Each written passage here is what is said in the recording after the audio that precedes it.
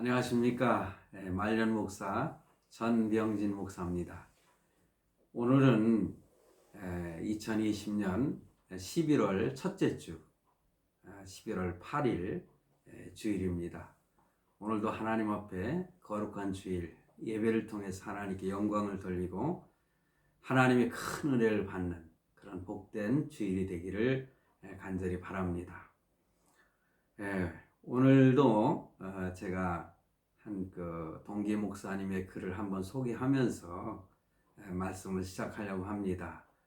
오늘 제가 준비한 말씀과 너무 이렇게 딱 들어맞는 그런 글을 또 단톡에 올려주셔가지고 제가 이 말씀을 또 인용해서 오늘 말씀을 생각해 보도록 하겠는데, 오늘은 요한계시록 강의 24번째 아시아 일곱 교회 중에서는 여섯 번째 빌라델비아 교회 첫 번째 시간을 말씀을 드리도록 하겠습니다.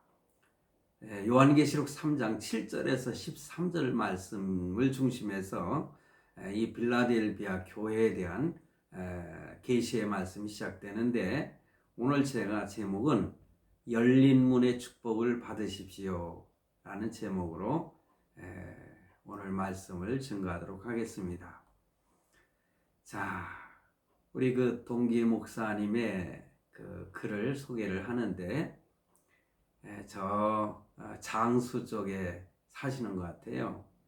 그래서 장수에 차를 타고 이렇게 다녀오면서 최근 1년 동안 정성껏 농사를 지은 사과를 수확하기 시작하는 것을 보았다는 겁니다. 그런데 이 사과를 수확하고 남은 과수원 밭을 보니까는 마음이 너무 아픔을 느꼈다고 했습니다. 땅바닥에 버려진 사과들이 생각보다는 많이 떨어져 있었다는 겁니다. 농부들은 그런 사과를 파치라고 부른다고 합니다. 저도요, 이 파치라는 말을 사실은 몰랐거든요. 오늘 이 글을 통해서 제가 이 파치가 무엇인지를 알았어요. 이 까치라든가 여러분 잘 아시죠? 이런 까치라는 새가 쪼아먹어 가지고 상처를 입었거나 또 열매의 크기가 너무 작아서 상품 가치가 없기 때문에 어쩔 수 없이 수확을 포기한 그런 과일들을 파치라고 이렇게 말을 한답니다. 이런 파치는 그분의 이제 목사님의 말씀에 이런 파치, 버려진 사과 같은 과일 같은 이런 파치는 과수원에만 있는 것이 아니다. 그러면서 우리 주변에 신앙생활하는 교회 공동체 안에도 너무 많이 있다고 말씀하셨어요. 뉴스에도 많이 등장을 하는데, 파치 같은 정치인, 참 동감이 같습니다. 파치 같은 기업인, 그리고 파치 같은 연예인, 파치 같은 공무원, 파치 같은 부모, 부모도 이 파치 같은 부모가 있다는 거죠. 뿐만 아니라 이 파치 같은 자녀, 파치 같은 목회자들, 우리 목회자들 가운데도 이 파치 같은 목회자들 뿐만 아니라 이 파치 같은 교회 교인들, 이렇게 파치 같은 사람들이 너무 많다는 겁니다. 파치 같은 세상을 참 아름다운 세상으로 바꿀 수는 없을까, 이렇게 깊이 말씀을 묵상하면서 이렇게 생각했는데 좋은 생각이 떠올랐다는 거예요.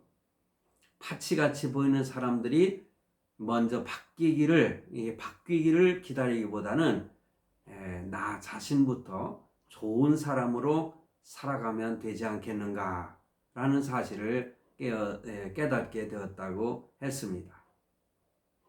하나님이 보시기에 좋은 목사, 그리고 참 좋은 사람이 되면은 되지 않겠느냐, 그런 표현이었어요. 그래서 파치 같은 목회자가 아니라 좋은 목회자, 파치 성도가 아니라 좋은 성도들, 파치 부모가 아니라 좋은 부모, 파치 자녀가 아니라 좋은 자녀, 파치 아내가 아니라 좋은 아내, 파치 남편이 아니라 좋은 남편이 되고, 교회에서도 파치 같은 성도가 아니라 좋은 성도, 그리고 사회에서는 파치 국민이 아니라 좋은 국민이 된다면 세상은 주님께서 기뻐하는 아름다운 세상이 되지 않겠는가라는 확신을 갖게 되었다. 조금 글이 남았지만은 여기까지 말씀을 드리면서 오늘 말씀을 생각해 보도록 하겠습니다. 저 자신도 생각할 때 그래, 참 파치 같은 목회자, 파치 같은 사람들, 파치 같은 성도.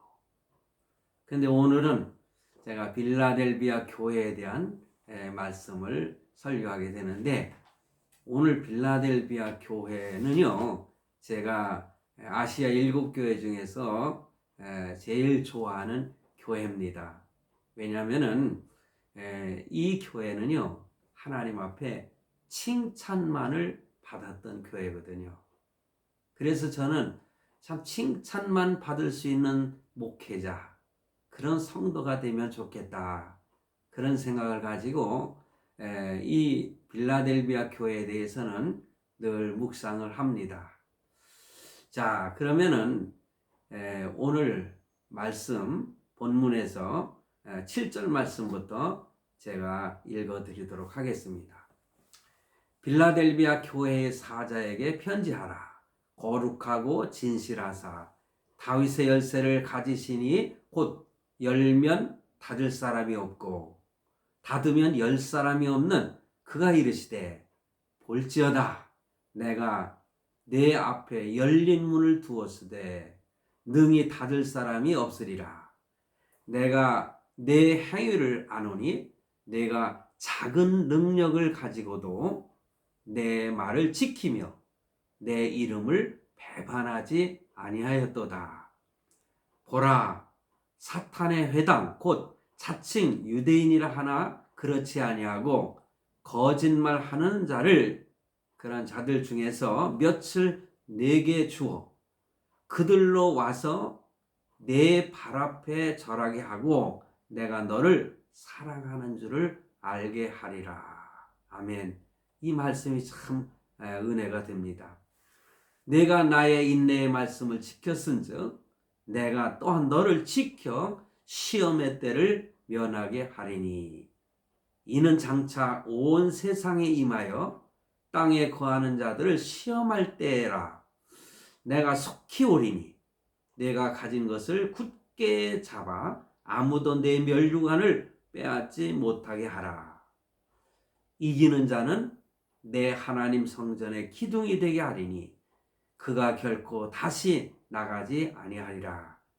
내가 하나님의 이름과 하나님의 성 곧 하늘에서 내 하나님께로부터 내려오는 새 예루살렘의 이름과 나의 새 이름을 그의 위에 기록하리라. 13절, 귀 있는 자는 성령이 교회들에게 하신 말씀을 들을지어다. 아멘. 오늘 바로 7절부터 13절 말씀까지 빌라델비아 교회를 향한 하나님의 계시의 말씀을 우리가 보았습니다. 그래서 오늘 이 말씀을 증거하게 됐는데, 다른 교회들도 다 현대 교회를 상징하는 그러한 모형 교회로 말씀을 하고 있다, 그렇게 말씀을 드렸지 않습니까? 그러면은 이 빌라델비아 교회는 이 현대 교회들 중에 어떤 교회를 상징하고 있을까? 어떤 교회의 모델로 말씀하고 있을까? 많은 성경학자들은요, 제가 첫 번째 말씀을 증거할 때에 여러 성경학자들이 그런 표현을 했지 않습니까? 그 중에 이 빌라델비아 교회는요, 선교하는 교회를 상징하고 있다, 그렇게 표현을 했습니다. 선교하는 교회입니다. 그런 의미에서 볼 때에 어쩌면은 이 빌라델비아 교회는 가장 바람직하고 아름다운 교회의 표본이 아닐까, 저는 그렇게 생각을 하게 됐습니다. 왜 그렇습니까? 선교는 그 예수님의 지상 명령인 동시에 지상교회가 감당해야 될 의무이며 또한 사명이라고 생각하기 때문에 그렇습니다. 그러므로 교회의 최선의 목표는 뭡니까? 선교하는 교회죠. 제가 주중에 그 안디옥 교회에 대해서 설교를 했습니다. 바로 안디옥 교회가 선교하는 교회였지 않습니까? 제 영상을 보신 분들은 기억하게 되실 줄로 저는 생각을 합니다. 그래서 안디옥 교회가 참 선교사를 세워서 파송을 했는데 바로 사도 바울이 거기에서 선교사로 사역을 시작하면서 많은 역사를 이루는 그러한 참 일을 감당한 교회가 안디옥 교회였다. 그래서 선교는 참 교회가 감당해야 될 그 사명 그리고 목표라는 것, 우리는 결코 잊어서는 안 될 줄로 생각을 합니다. 자, 그렇다면은 선교는 어떤 교회가 할 것인가, 아니면 어떤 사람이 선교할 수 있을 것인가, 이 부분에 대해서 잠깐 생각해 보겠습니다. 외적으로 큰 대형 교회, 그리고 물질적으로 풍요하고 영적으로 신앙적으로 아름답고 지고하게 보인다 할지라도요, 만약에 그러한 교회가 선교가 없는 교회라면은 하나님의 뜻을 저버린 교회가 아닌가, 그렇게 말씀을 드리고 싶습니다. 이렇게 겉으로 우리는 선교하는 교회다, 뭐 선교를 하겠다, 겉으로는 이렇게 표상으로 내걸어도 정말 하나님의 그 자녀들, 영혼을 사랑하는, 그리고 영혼 구원에 집중하지 아니하면은 그 교회는 사명을 다하고 있다, 이렇게 말할 수 없지 않겠습니까? 그렇습니다. 빌라델비아, 이 빌라델비아라는 이 빌라델비아 명명한 것은 신약 성경에 7번 나오는 것으로 분석이 됩니다. 그런데 이 빌라델비아라고 하는 것은 형제의 사랑이라고 하는 의미를 가지고 있습니다. 그런데 이 빌라델비아 교회는 바로 이 이름처럼 형제의 사랑이 있는 교회였고 하나님의 사랑을 품은 그 성도들이 모인 교회였다, 그런 것입니다. 우리가 살펴본 교회들, 제가 오늘은 6번째인데요. 그 먼저 앞부분에서 생각해본 5교회를 포함해서 또한 오늘 교회를 포함한 7교회 중에서 책망이 없는 교회는 2교회입니다. 근데 하나님의, 예수님의 책망이 없는 교회, 2교회 중에 한 교회가 바로 이 빌라델비아 교회였다는 거죠. 그린 나머지 하나는 서머나 교회입니다. 지난번에 말씀을 드린. 그래서 교회의 역사는, 이 빌라델비아가 교회의 역사는 짧지만은 책망을 받지 않고 칭찬만을 받았다는 의미에서 아주 바람직한 교회다, 그렇게 말씀을 드릴 수 있습니다. 그런 측면에서 오늘 계시의 말씀을 한번 생각해 보도록 하겠습니다. 자, 이 도시는요, 서머나 교회에서, 이 서머나 지역에서 15마일 정도 떨어진 그러한 도시인데, 참 이 도시는요, 지진이 많았다고 합니다. 그래서 지진의 위험이 항상 있는 그러한 도시였다는 거죠. 지금 전 세계적으로 지진이 많이 일어나고 있습니다. 특히 일본이 많이 이런 지진이 일어나지 않습니까? 뭐 미국이라는 나라도요, 캘리포니아 그 지역은 바로 지진이 많이 일어나는 그러한 주거든요.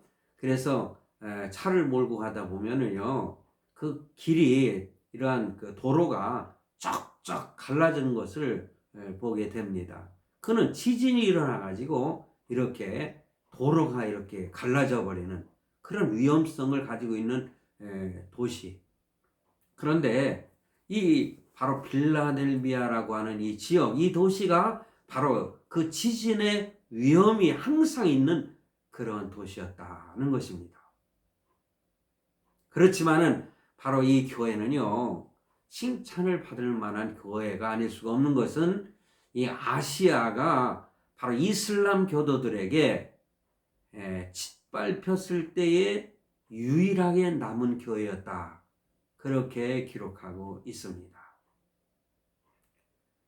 뭐 역사적인 얘기를 지금 다 드릴 수는 없지만은 이렇게 지금은 소아시아 지역이 다 모슬렘 지역이지 않습니까? 그리고 터키가 모슬렘 국가잖아요. 그러다 보니까는 그 이슬람 교도들에게 짓밟힐 때에도 유일하게 남은 교회였다. 그래서 오늘날도 이곳을 하나님의 도시다. 그렇게 불리우고 있는 것입니다. 그래서 주님은 이 교회를 향해서 말씀하시기를, 계시를 통해서 말씀하시기를 거룩한 분으로 나타나셨고 진실하신 분으로, 다윗의 열쇠를 가지신 분으로, 열면 닫을 사람이 없고 닫으면 열 사람이 없는 그런 분으로 이렇게 나타나고 있는데, 이 부분에 대해서는 나중에 더 깊이 다루도록 하겠습니다. 빌라델비아 교회는 그런 참 칭찬만 받은 교회였지만은 인간적으로 보면은요, 이렇다 할 뭐 자랑할 만한 그러한 중요성이 없었고, 숫자적으로 아주 소수에 불과하고, 참 재산도 없고, 사회적으로 볼 때 아주 규모도 작은 그런 교회였습니다. 자, 그런데 여러분, 바울이 말했듯이 약한 데서 온전하여진 교회, 바로 이 교회가 바로 빌라델비아 교회였습니다. 자, 8절 말씀에 보면은 볼지어다 내가 내 앞에 열린 문을 두었으되 능히 닫을 사람이 없으리라. 내가 내 행위를 아노니 내가 작은 능력을 가지고서도 내 말을 지키며 내 이름을 배반하지 아니하였도다. 이렇게 말씀하고 있습니다. 예수님께서 그 교회를 향해서 용기를 주시는 말씀이죠. 뿐만 아니라 위로해 주시는 말씀입니다. 그러면서 내 앞에 열린 문을 두었다. 열린 문을 두었다. 그래서 오늘 말씀의 중심은요, 핵심 내용은 바로 이 열린 문을 다루어 보려고 합니다. 그래서 열린 문에 대해서 생각해 보도록 하겠습니다. 이 열린 문은 빌라델비아 교회에 주신 특별하신 형통의 복이라 그렇게 말씀을 드릴 수 있습니다. 성경에 보면은 여러 문이 있는데 그 중에 몇 가지만 생각해 보겠습니다. 바로 열린 문을 두었으되 하늘 문이 열리는 것입니다.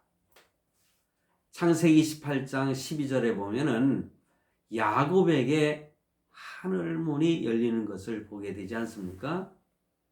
꿈에 본즉 사닥다리가 땅 위에 서 있는데 그 꼭대기가 하늘에 닿았고, 또 본즉 하나님의 사자들이 그 위에서 오르락 내리락 하고. 자, 야곱이 이렇게 도망을 치는 가운데 얼마나 두려웠겠어요. 외삼촌 댁으로 가는 그러한 길목에서 그가 밤에 누워서 잠잘 때에 이러한 현상이 나타나지 않았습니까? 그리고 마태복음 3장 16절에 보면은 예수님이 세례 요한에게 세례를 받으실 때에 하늘 문이 열린 것을 보게 됩니다. 예수께서 세례를 받으시고 곧 물에서 올라오실새 하늘이 열리고 하나님의 성령이 비둘기같이 내려 자기 위에 임하심을 보시더니 이때에 하늘 문이 열렸어요. 뿐만 아니라 사도행전 7장 56절 이하에 보면은 스데반이 순교를 당할 때에 하늘 문이 열린 것을 보게 됩니다. 말하되 보라 하늘이 열리고 인자가 하나님 우편에 서신 것을 보노라. 그들이 큰 소리를 지르며 귀를 막고 일제히 그에게 달려들어 성 밖으로 내치고 돌로 칠세.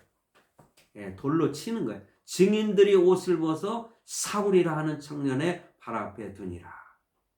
그들이 돌로 스데반을 치니 스데반이 부르짖어 이르되 주 예수여 내 영혼을 받으시옵소서. 무릎을 꿇고 크게 불러 이르되 주여 이 죄를 그들에게 돌리지 마옵소서. 이 말을 하고 자니라. 죽었다는 뜻이죠. 이렇게 스데반이 순교를 당할 때에 하늘 문이 열린 것을 봅니다. 이 몇 군데의 말씀을 생각해 볼 때에 하늘 문이 열렸다는 것, 열린 문이 주어졌다는 것, 이것은 그 열리는 자체가 축복이 아닐 수가 없는 것입니다. 참 바라기는 저나 여러분 가운데에 여러분의 교회와 여러분 가정에 이런 열린 문에 형통의 문이 열리기를 간절히 바랍니다. 그런데 사도행전 14장 27절에 보니까는요, 그들이 이르러 교회를 모아 하나님이 함께 행하신 모든 일과 이방인들에게 믿음의 문을 여신 것을 보고하고, 여기 보니까 믿음의 문이 있습니다. 열린 문이 열린 문에 축복이 주어진다면은 그것은 바로 믿음의 문을 여신다는 거죠. 믿음은 하나님의 선물이지 않습니까? 믿음은 하나님이 주셔야 되는 거예요. 내가 믿음을 가지려고 아무리 노력한다고 해서 되어지는 것이 아니라고 말씀을 드린 바가 있지 않습니까? 하나님만이 이 믿음의 문을 열 수 있는 것입니다. 여러분의 가정에 아직도 예수를 믿지 않는 불신 가족이 있다면 여러분의 가정에 이런 믿음의 문이 열린 문의 축복이 있기를 바랍니다. 뿐만 아니라 여러분의 교회에, 우리의 교회에 이런 열린 문의 축복이 있어서 믿음의 문이 열려서 많은 불신 영혼들에게 복음을 전할 때에 믿음의 문이 열림으로 예수 믿고 구원받는 그런 역사가 많이 나타나기를 간절히 바랍니다. 자, 골로새서 4장 3절에 보면은 또 이런 말씀이 있습니다. 또한 우리를 위하여 기도하되 하나님이 전도할 문을 우리에게 열어주사 그리스도의 비밀을 말하게 하시기를 구하라. 내가 이 일 때문에 매임을 당하였노라. 사도 바울이 이렇게 말합니다. 전도할 문을 우리에게 열어달라고 그리스도의 비밀을 말하게 하시기를 구하라, 기도하라는 것이에요. 그래서 교회마다 이렇게 믿음의 문이 열리고 그래서 전도의 문이 열린다면은 교회가 하나님을 믿는 성도들로 가득 채워지지 않겠습니까? 바로 이러한 열린 문의 축복, 바로 이것은 교회의 축복의 문이 되는 것입니다. 자, 적은 능력으로 최선을 다한 교회, 빌라델비아 교회에 이렇게 축복하시고 능력을 더하여 주신 말씀을 우리가 깨달을 수가 있습니다. 적은 능력으로 최선을 다할 때에 이렇게 열린 문을 내게 두었다. 이렇게 축복을 하시는 것입니다. 성도 여러분, 큰 능력이 있어야만이 봉사하는 것이 아닙니다. 많은 것을 가지고 있다고 해서 헌신하는 것이 아닙니다. 또한 큰 지위에 있다고 해서 사명을 잘 감당한다고 할 수 없는 것입니다. 이 축복의 문은 교회뿐만 아니라 성도 개개인에게도 열려야 되는 것입니다. 적은 능력으로 헌신하는 성도에게 하나님이 이 문을 열어 주실 것을 믿으시길 바랍니다. 하나님은 축복의 문을 열 기회를 누구에게나 주시는 것입니다. 근데 어떤 이들은 자꾸 이러한 축복을 거절하고 회피하는 그런 사람들이 있어요. 이 성도들 가운데서도 있고요. 복음을 전하다 보면은, 전도하다 보면은 참 복음을 받아들이면은 그 자신에게 얼마나 큰 축복인가를 깨닫지 못하는 그런 사람들이 많아요. 특별히 교회 안에서도요. 뭐 헌신하라, 뭐 하나님께 충성하라, 뭐 전도하라, 기도하라. 그러면은 핑계가 뭔지 압니까? 나는 지금 가난하기 때문에 내가 좀 더 여유로워지고 부자가 되면은 열심히 헌신하고 기도도 하고 또 열심히 전도도 하겠다. 뭐 그렇게 말하는 사람들이 있어요.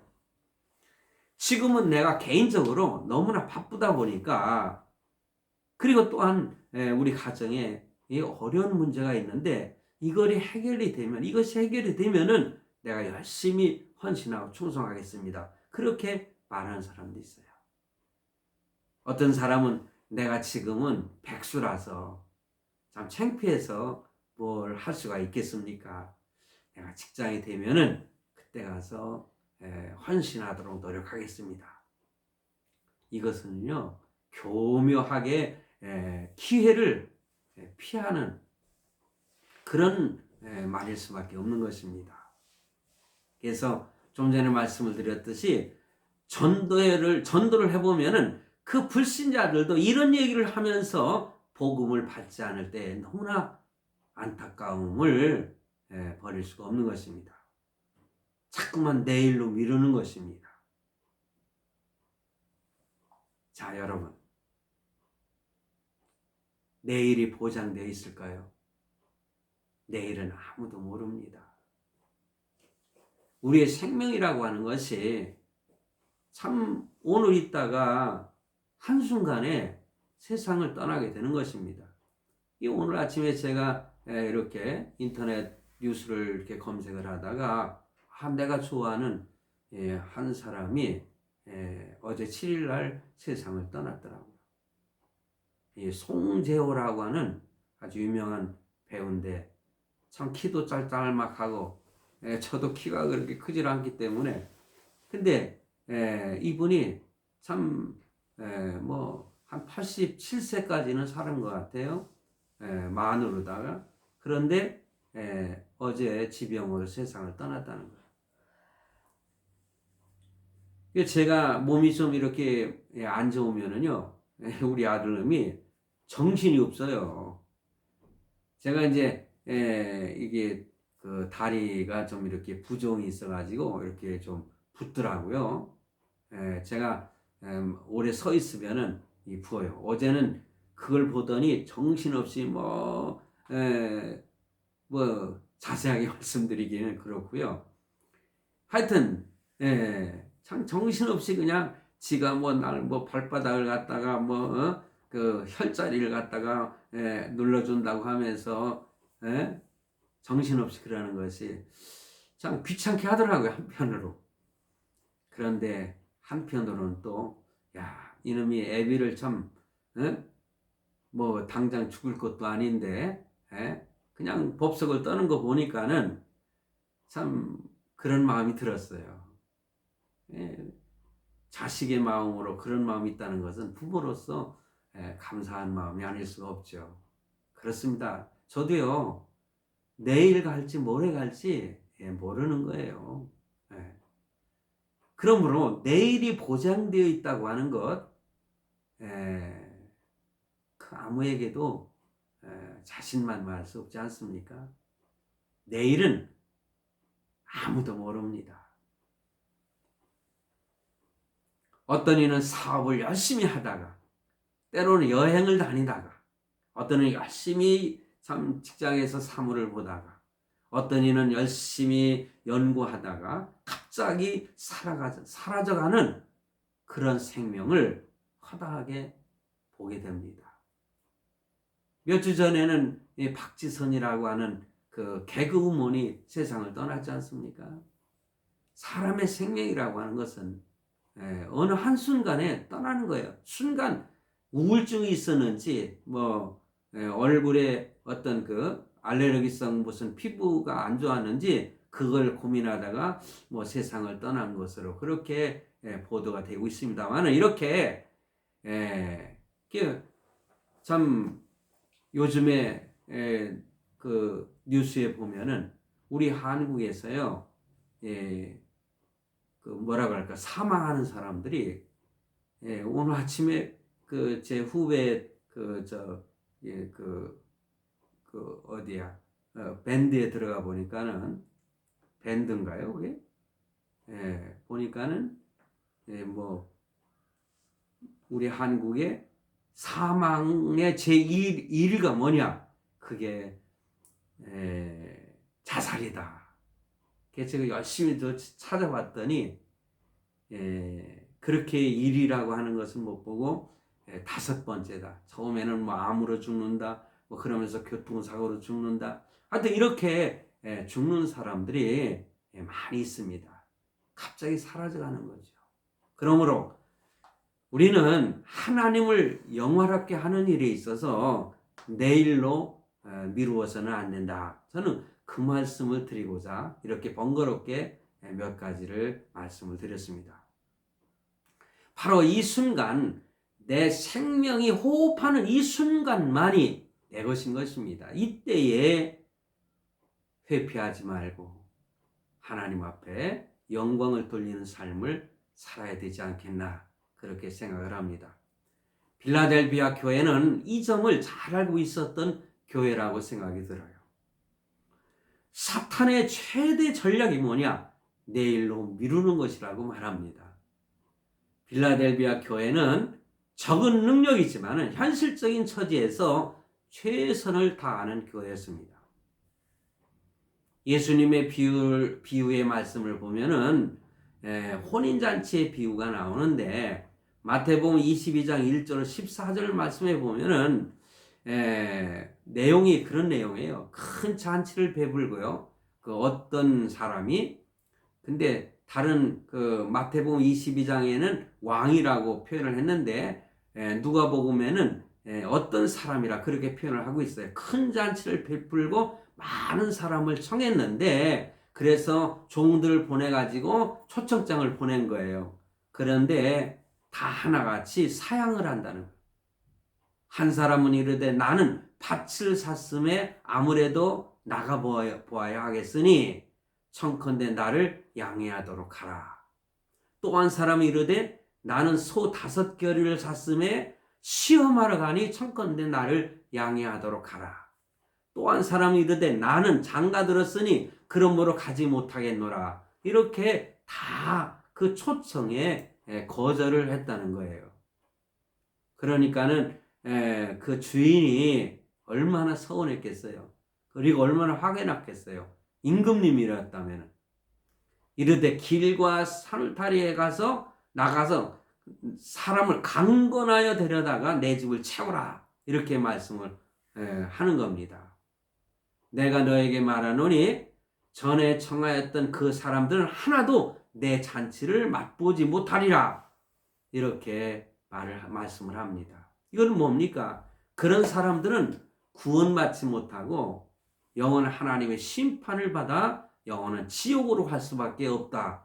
그 말씀인 것입니다. 자, 여러분, 성도 여러분, 우리는 주님께서 기회를 주실 때에 그 응답에 그 음성에 응답하여 왕이신 주님께 최선을 다하여 열린 문의 축복을 받아야 하지 않겠습니까? 그래서 처음에 제가 말씀을 인용해서 드린 것처럼 파치 목회자, 파치 성도 그래야 되겠습니까? 쓸데없는 그러나 정말 실한 열매가 되어서 상품 가치가 있는 그러한 성도, 열린 문의 축복을 받을 수 있는 내가 작은 능력이지만은 그것을 가지고 최선을 다하여 하나님 앞에 축복받는 열린 문의 형통의 축복을 받는 저와 여러분이 되기를 간절히 바랍니다. 감사합니다.